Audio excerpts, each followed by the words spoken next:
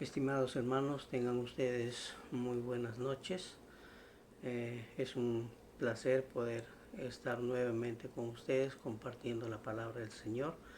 Y en esta oportunidad vamos a ver en el libro de Nahum, en el capítulo 1, los versículos 9 al 15, la ira y la bondad de Dios. Pero antes vamos a dirigirnos al Señor en oración para luego leer este pasaje. Oremos.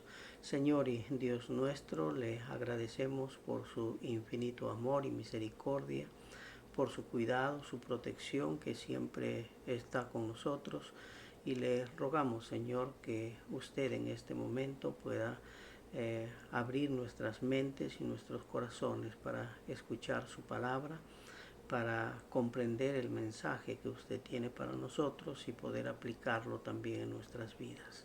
Nos ponemos en sus manos suplicando su ayuda, su dirección, su protección en este momento.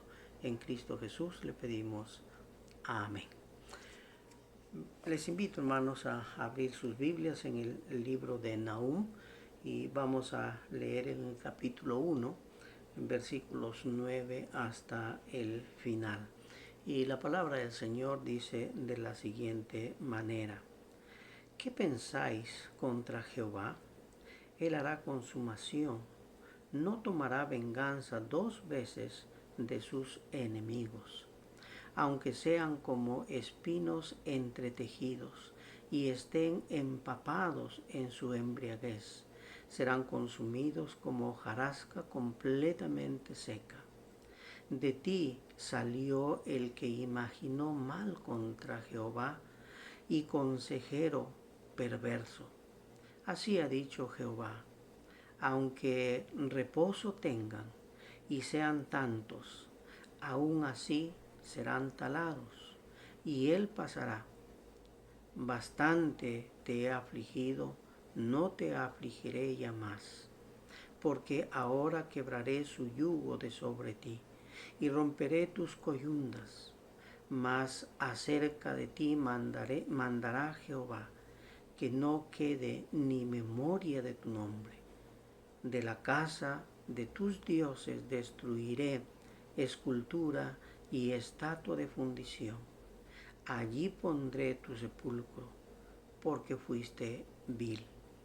He aquí sobre los montes los pies del que trae buenas nuevas, del que anuncia la paz. Celebra, oh Judá, tus fiestas, cumple tus votos, porque nunca más volverá a pasar por ti el malvado. Pereció del todo. Amén. En estos versículos, hermanos, quisiera que pudiéramos ver, como ya mencioné hace un momento, la ira y la bondad de Dios. Una ira que se ve reflejada en la actitud del pueblo de Nínive, y una bondad reflejada en el amor y el cuidado para Judá. Y en los versículos que hemos leído podemos observar varios detalles, pero quisiera, a manera de introducción, poner algunos asuntos que nos ayuden a enfocarnos en el contexto en el cual se está desarrollando este pasaje. Y en primer lugar debo mencionar que el profeta desarrolla un tema único, y que es el juicio contra Nínive. Eso lo vamos a encontrar en los 3 capítulos. Y Nínive era la ciudad capital del imperio asirio. Y recordemos también que unos 150 años atrás aproximadamente, Nínive recibe un mensaje profético por medio de Jonás. Y este mensaje pedía que se arrepientan antes de que Dios castigue al pueblo de Nínive. Y en esta oportunidad dice la Escritura que todo el pueblo se arrepiente, desde el más importante hasta el más humilde. Y eso nos narra Jonás en el capítulo 3, versículos 5 al 8, donde dice de la siguiente manera: y los hombres de Nínive creyeron a Dios y proclamaron ayuno, y se vistieron de cilicio desde el mayor hasta el menor de ellos. Y llegó la noticia hasta el rey de Nínive, e hizo proclamar y anunciar en Nínive por mandato del rey y de sus grandes, diciendo: hombres y animales, bueyes y ovejas, no gusten cosa alguna, no se les dé alimento, ni beban agua, sino cúbranse de cilicio hombres y animales, y clamen a Dios fuertemente, y conviértase cada uno de su mal camino, de la rapiña que hay entre sus manos. Esta fue la declaración que encontramos después de la prédica de Jonás. Y Dios obviamente perdona a este pueblo de Nínive. Pero fue un arrepentimiento total, pero no duradero. Ahora nuevamente encontramos a los ninivitas totalmente alejados de Dios y esclavizando a Judá, a uno de los reinos del pueblo de Dios. La justicia y la bondad de Dios se hacen manifiesta en este mensaje de consuelo para Judá y de anuncio de destrucción para los ninivitas, que eran los opresores del pueblo de Dios. Debemos recordar también que el juicio de Dios contra Nínive es por causa de su rebelión contra Dios. Los asirios eran considerados como los hombres más brutales y sanguinarios del mundo de esa época. Cuando conquistaban una ciudad, no hacían como los otros reyes. Estos conquistaban, saqueaban todo lo que era de valor y destruían lo demás. Mataban a todos los pobladores, sin importar que fueran ancianos, mujeres o niños. Violaban a las mujeres, etcétera, etcétera. Es decir, eran prácticamente gente temeraria y temible. Y esta actitud era porque sus dioses eran sanguinarios y les pedían ofrendas de sangre. Por eso es que ellos actuaban con esa actitud tan fiera y malvada, destruyendo todo lo que había a su paso. Cuando algún pueblo sabía que estos asirios estaban viniendo, ya empezaban a temblar, porque conocían los sanguinarios y destructores que ellos eran. En los versículos 2 al 8, que no hemos leído en esta noche, hace una descripción detallada de un Dios justo y vengador contra los que se levantan ante su pueblo. Dios dice ahí que es paciente, pero nunca se desentiende de su pueblo. Actuará cuando sea tiempo, y cuando actúa destruirá a los enemigos y será para siempre. Si nosotros leemos los versículos 2 y 3, miren ustedes lo que nos dice ahí la Escritura. Jehová es Dios celoso y vengador. Jehová es vengador y lleno de indignación. Se venga de sus adversarios y guarda enojo para sus enemigos. Jehová es tardo para la ira y grande en poder, y no tendrá por inocente al culpable. Jehová marcha en la tempestad y en el torbellino, y las nubes son el polvo de sus pies. Hace allí una descripción bien detallada de ese Dios que es celoso de su pueblo y que cuida a su pueblo, y que Él toma la venganza de aquellos opresores, en este caso los de Nínive, los asirios.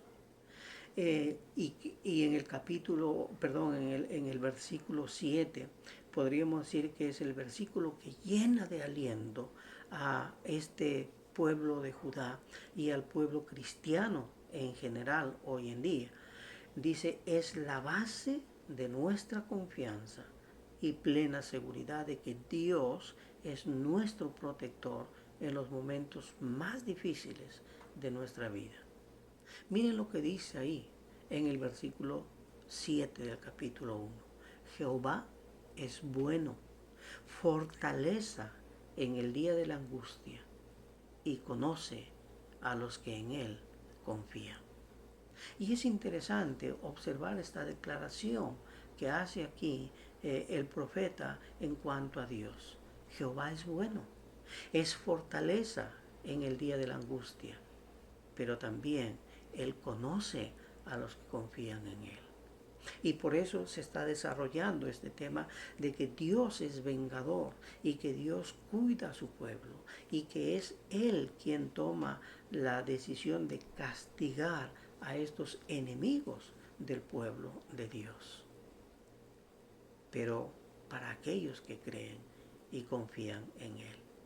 Entonces, con esta pequeña introducción ya tenemos más o menos una idea de lo que está pasando aquí y una idea de lo que Nahum está tratando de explicarnos, tratando de darnos a conocer cuál es el propósito de Dios.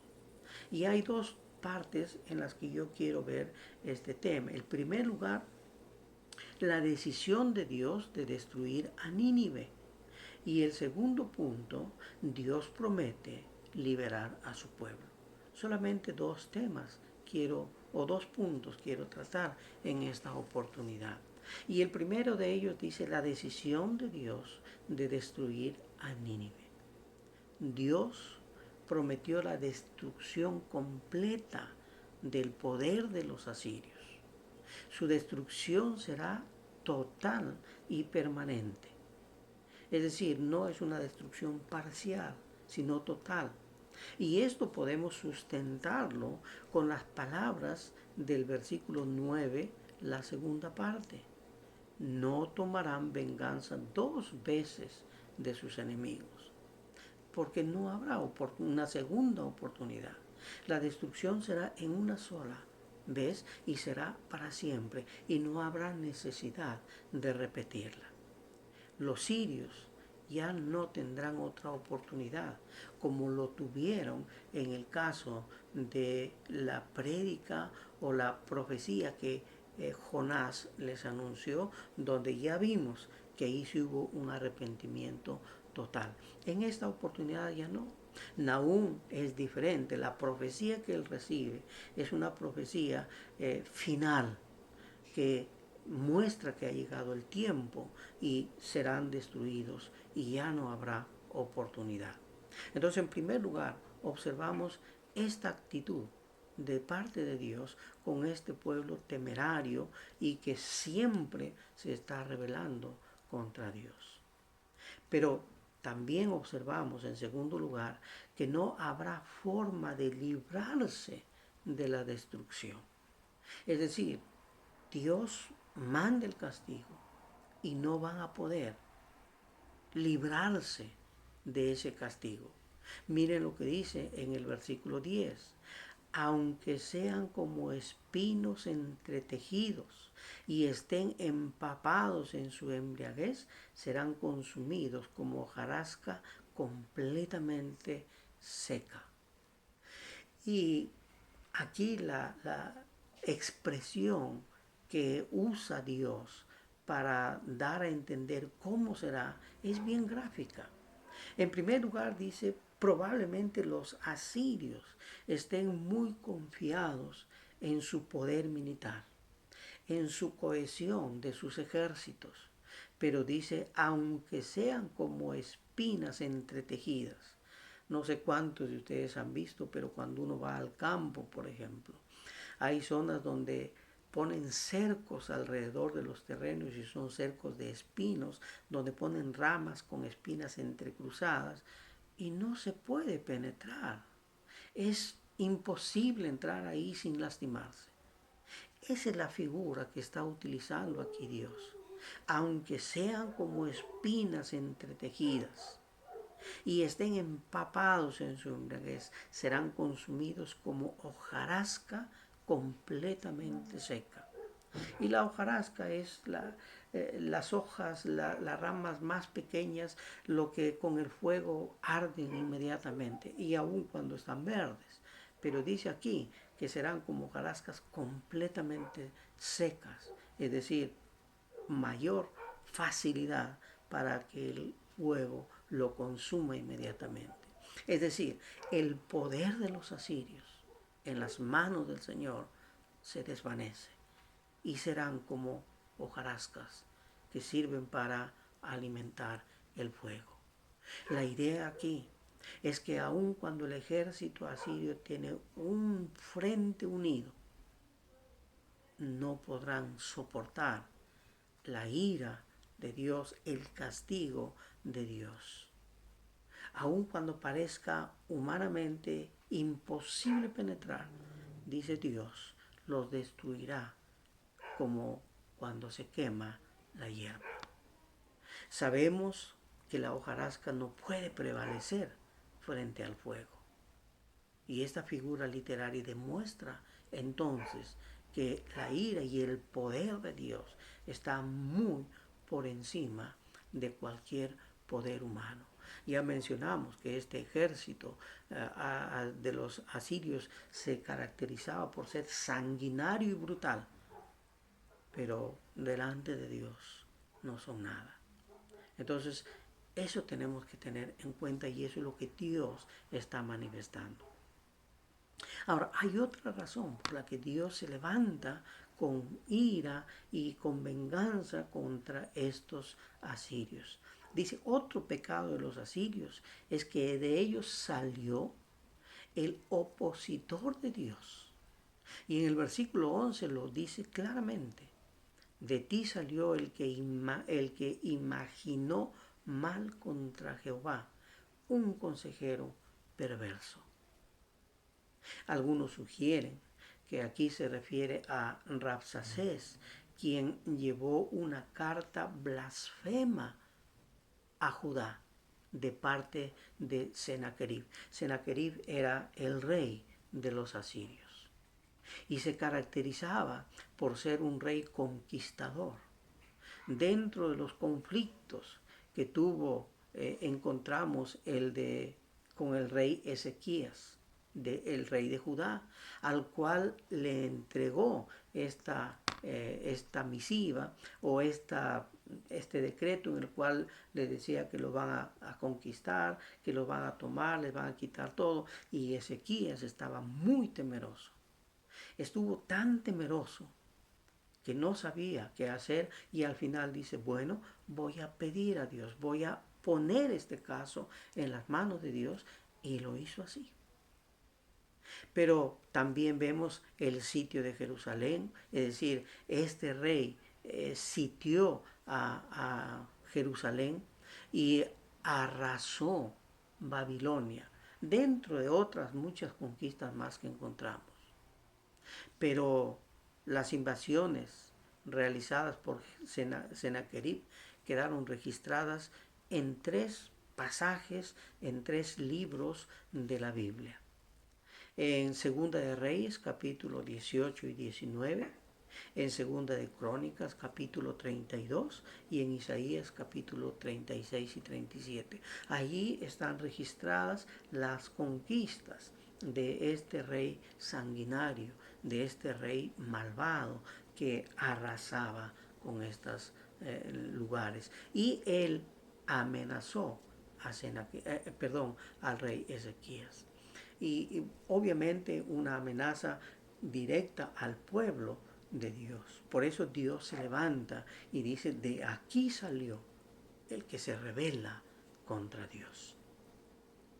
El pueblo de Judá sentía un gran temor del ejército asirio, porque durante ese periodo los asirios habían conducido a Israel, es decir, el reino del norte, al cautiverio. Y lo habían tratado de una forma brutal a los que se quedaron ahí. Pero para consuelo de los judíos, el confort y la tranquilidad de los asirios será destruida. Dios mismo les dice por medio de esta profecía que van a ser destruidos. Es cierto que han abusado, han maltratado, han oprimido al pueblo, pero ahora ellos serán destruidos. Miren lo que dice en el versículo 12. Así ha dicho el Señor, aunque reposo tengan y sean tantos, aún así serán talados, es decir, cortados, y él pasará o perecerá, serán destruidos. Pero miren, no importa, dice la cantidad, no importa cuánto sea, pero serán destruidos porque Dios demostrará su poder sobre cada uno de ellos. Una versión actualizada de la Biblia dice, aunque los asirios sean fuertes y numerosos, serán arrancados y morirán. Es decir, aclara un poco más la idea, pone palabras más comprensibles, pero la idea es la misma. Dice, serán arrancados y morirán. Y no importa cuánto sea. La destrucción de los ninivitas será tal que no quedará ni siquiera rastro de que existió. Serán borrados totalmente por su rebelión ante Dios y su idolatría. Estas son las causas más fuertes por las cuales Dios castiga a este pueblo. Y lo castiga de tal manera que dice que incluso van a ser borrados del mapa, como comúnmente se dice. Es decir, no quedará nada ni nombre de ellos. Miren lo que dice el versículo 14. Mas acerca de ti mandará Jehová, que no quede ni memoria de tu nombre. De la casa de tu Dios destruiré esculturas y estatua de fundición. Allí pondré tu sepulcro, porque fuiste vil. Ese es el poder de Dios mostrado en su plenitud contra sus enemigos, cuando dice que ni memoria quedarán de ellos. Y hay un detalle más ahí, que dice que su templo, su lugar de adoración a sus dioses paganos, se convertiría en el sepulcro de este rey. Y los historiadores cuentan que al final del tiempo de este rey, sus dos hijos se rebelaron y lo mataron a su padre, y lo mataron allí en el templo, como estaba profetizado. Y ahí fue entonces su sepulcro. Dios está anunciando con esa fuerza para que el pueblo de Judá tenga tranquilidad y consuelo, aun cuando estaba viviendo en un momento de opresión, en un momento de dificultad, en un momento de intranquilidad, porque con la presencia de estos asirios ellos no estaban tranquilos. Pero miren el segundo punto. Dios promete liberar a su pueblo. Y quiero otra vez volver al versículo 7 y escuchar otra vez lo que dice ahí. Jehová es bueno, fortaleza en el día de la angustia y conoce a los que en él confían. Es decir, Nahum está diciendo a Judá, no se preocupen, porque Jehová es bueno y es fortaleza en estos momentos de angustia. Y conoce quiénes son sus hijos. Y ustedes son los hijos de Dios. Son el pueblo de Dios.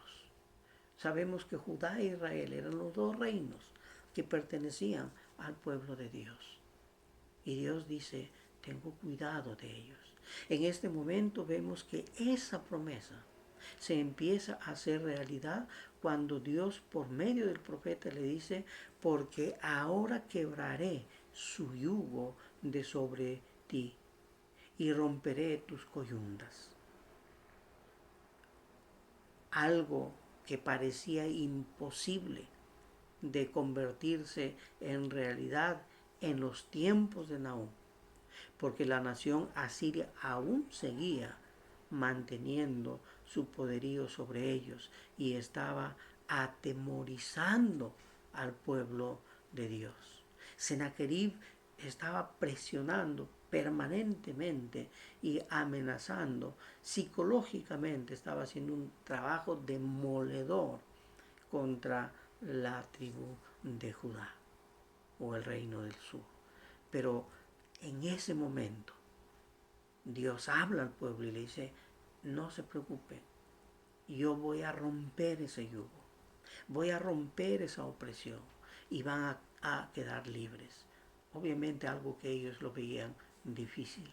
Pero esta imagen, esta figura literaria que utiliza aquí el profeta, es bastante descriptiva. Y miren, ¿qué es lo que está diciendo? En primer lugar, habla del yugo, que es un instrumento para unir a dos bueyes o mulas en una yunta. Es decir, los dos animales van a estar atados a ese yugo. Y esa es la idea que dice, que nos transmite aquí, formando una pieza, el yugo formado por una pieza alargada de madera con dos arcos que se ajustan a la cabeza o al cuello de los animales. Ahora, este instrumento impide que los animales vayan por donde quieran. Cuando están con el yugo, están a merced del amo para ir por donde él les ordena y los hace trabajar hasta el tiempo que él quiera. Los animales están privados de su libertad, pero también el yugo simboliza o significa un dominio, una opresión que uno o varias personas ejercen despóticamente sobre otras. Eso también significa el yugo, es decir, el yugo de la esclavitud. Y obviamente aquí está hablando de ese yugo esclavizante, ese yugo que los tenía oprimidos por tantos años y que ellos se sentían realmente hostigados, fatigados, agobiados por la presencia de ese pueblo asirio. Un ejemplo, ese pueblo está, por ejemplo, ese pueblo, se dice, ¿no? Ese pueblo está bajo el yugo de tal autoridad o de tal persona, ¿no? Cuando hay colonias de un país, no tienen sus colonias, están bajo el yugo de tal pueblo conquistado. En segundo lugar, las coyundas son correas fuertes de pieles de ganado o sogas de cáñamo con que se uncen a los bueyes al yugo. Pero también significa sujeción o unión que resulta muy pesada. Entonces, cuando nosotros vemos esta figura y lo tratamos de entender, lo que está diciendo Nahum es Dios les está diciendo que van a ser liberados de esa esclavitud, que van a ser liberados de esa opresión en la cual ustedes están viviendo. Esa es la idea general que encontramos en esa expresión. Entonces son buenas noticias para Judá. Esa opresión, esa dependencia será rota, destruida. La aflicción que está causando dolor y tristeza terminará, se acabará. El profeta lo anuncia de esta manera. Versículo 12, la segunda parte, dice, bastante te he afligido, no te afligiré más. Son las palabras que Dios está dando al pueblo. Si bien es cierto, los asirios fueron instrumento de Dios para castigar la actitud negativa de su pueblo, pero estos se extralimitaron y Dios dice, muy bien, hasta aquí nomás es suficiente y ahora voy a destruirlos a ellos porque han hecho mucho daño y han abusado de su autoridad y su poder, así que los voy a destruir. Y Dios utiliza a los medos para destruir a Nínive en el año 612 a.C. Es decir, el pueblo, la tribu de Judá, ni siquiera tuvo que luchar para lograr su liberación. Dios utilizó otros medios para hacerlo. En Isaías capítulo 37, versículo 36, cuando Ezequiel clama a Dios, miren lo que hace Dios. Salió el ángel de Jehová y mató a 185,000 en el campamento de los asirios. Y cuando se levantaron por la mañana, he aquí que todo era cuerpos de muertos. Es decir, cuando estos asirios quisieron atacar, Ezequiel clamó a Dios y dice, Dios envió el ángel destructor y los mató a todos. Y ellos no tuvieron que pelear. Dios pelea por ellos. Recuerden ustedes en la conquista de la tierra de promesa, Josué dice también lo mismo. Cuando está conquistando dice, no teman, porque el Señor pelea por nosotros. Y Dios es así. Dios cuida a su pueblo. Dios busca cómo apoyar a su pueblo. Un historiador griego del quinto siglo antes de Cristo registró que el ejército babilónico pudo invadir Nínive cuando el río Tigris repentinamente se desbordó con tal fuerza que socavó las puertas de contención de la ciudad y desmoronó los fundamentos del palacio, permitiendo el ingreso de los medos. Es decir, esta ciudad fortificada con un ejército tan poderoso que creían que eran imbatibles, dice Dios, simplemente hizo que una subida de las aguas del río Tigris derrumbaran parte del muro y los medos aprovecharon eso, entraron y destruyeron a los ninivitas. Dios peleando por ellos. Y esa es la fortaleza que ellos están recibiendo a través de este mensaje. Dios los va a liberar, Dios va a cortar esto. Quizá muchos se preguntaban, ¿pero cómo? Pero Dios sabe cómo lo hace. Y miren ustedes en el versículo 15, el último versículo, ¿qué dice? He aquí sobre los montes, los pies del que trae buenas nuevas, del que anuncia la paz. Celebra, oh Judá, tus fiestas. Cumple tus votos, porque nunca más volverá a pasar por ti el malvado.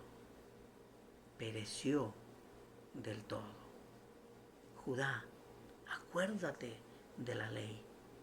Finaliza este capítulo con el anuncio de la esperanza para Judá, el pueblo de Dios. Judá, Dios va a liberarte. Dios va a rescatarte. El profeta le dice que recibirán buenas nuevas. Y esas buenas nuevas son los asirios van a ser destruidos.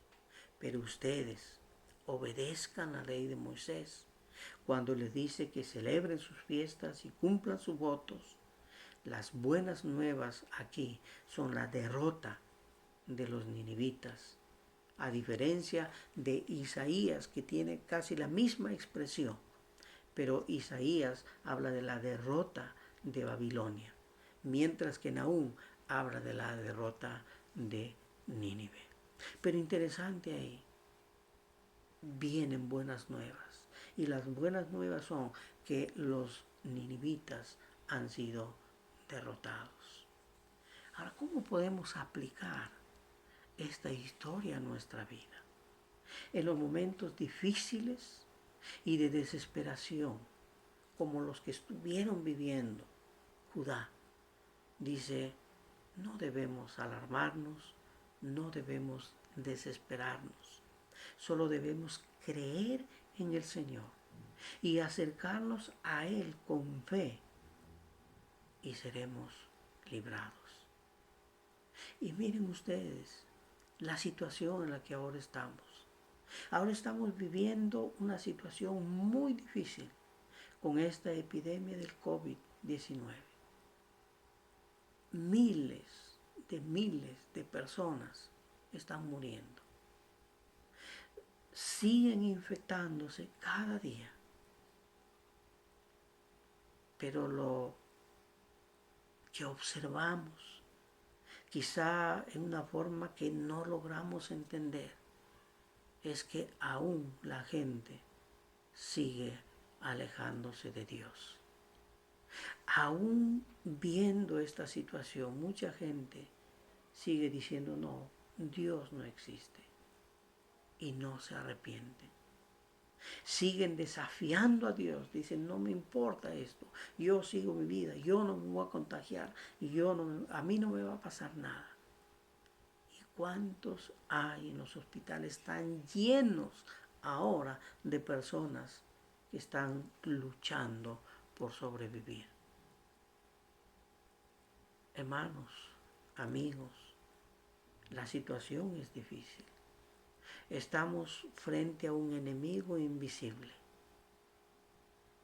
Pero si queremos aplicar esta historia de Nahum, tenemos que confiar en Dios. Si realmente creemos en Dios, Él va a estar con nosotros y Él nos va a defender. Quizá lo vemos difícil la situación. No sabemos cuándo se va a poder combatir esta enfermedad. No sabemos cuándo podemos recibir una vacuna. Algunos dicen que con la planificación que ha hecho el Estado, recién el 2025 terminarán de vacunar a todos los peruanos. Ahora, ¿cuántos morirán en ese trayecto? Muchos. Pero aún así no hay arrepentimiento. Y no es solamente en el país, en el mundo entero. La gente sigue viviendo de una forma desordenada, buscando su propio beneficio, no importándole nada de los demás, dando la espalda a Dios. Pero también hay mucha gente que ahora está volviendo a los pies del Señor. Y yo quiero decirte, si aún no te has acercado a Dios, tienes ahora la oportunidad de hacerlo. No pierdas el tiempo. Recuerda lo que dice Nahum. Jehová es bueno, fortaleza en el día de la angustia, pero Él conoce a los que confían en Él. Si tú confías en Él, si te acercas con esa fe y con esa confianza, ten por seguro que Dios va a estar protegiéndote y cuidándote. No esperes. No sabes cuándo Dios va a decir hasta aquí nomás. Se acabó el plazo, viene la ira de Dios. Y cuando eso sucede, ya no habrá nada que hacer. Hazlo ahora que tienes tiempo. Y ese es el llamado que Dios nos está haciendo. Es el llamado que hizo a Judá a través de Nahum. Pero también es un llamado que nos hace a nosotros. Nuestros enemigos ahora no son los asirios. Nuestro enemigo es esta plaga que está matando a la gente. Pero busquemos a Dios, acerquémonos a Dios, clamemos a Dios y Él nos va a escuchar. Oremos. Señor y Dios nuestro, alabado y glorificado sea su nombre en esta hora. Pedimos perdón por nuestros pecados, por nuestras negligencias, y le suplicamos que tenga misericordia de cada uno de nosotros. Nos acercamos a usted como nuestro Dios y nuestro Señor, como nuestro Padre, reconociendo que en usted podemos encontrar refugio, buscando esa solución a los problemas que nos envuelven ahora. Señor, escuche nuestras oraciones, toque nuestros corazones y que podamos acercarnos a usted, reconociéndole como nuestro buen Dios y Señor. Gracias por su palabra en esta hora. Ayúdenos a grabarle en nuestra mente y en nuestro corazón y a practicarlo cada día de nuestra vida. Le pedimos en el nombre de nuestro Señor Jesucristo. Amén. Hermanos, que la paz de nuestro Señor Jesucristo sea con cada uno de ustedes. Amén. Que el Señor los bendiga hasta otra oportunidad.